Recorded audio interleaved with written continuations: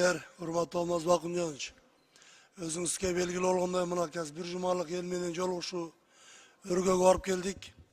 Şo elet жеринде жаздын bir günü bir жылга тете дегендей жазгы талаа иштеринде şo жергиликтүү бийлик менен жергиликтүү кеңештин депутаттары менен ошо айыл активисттери менен 20дан ашык айылдардын баарын ошо ордон көйгөлөр менен кыдырып чыктык.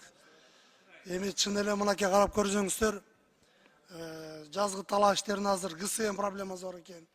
Жер семирткич, ошол эле үрөндөр.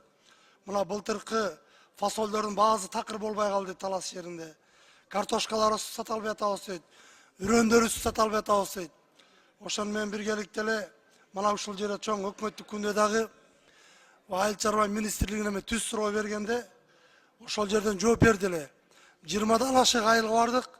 Ошо бардык жерде ушул проблеманы айтышты да. Эми суу маселесин жана тарифти бир жөнгө келтирип берчи дейт. Мына бул менин колумда турат бул жерде. Суу рестор кызматынын буйругу жана антимонополиянын буйругу турат да.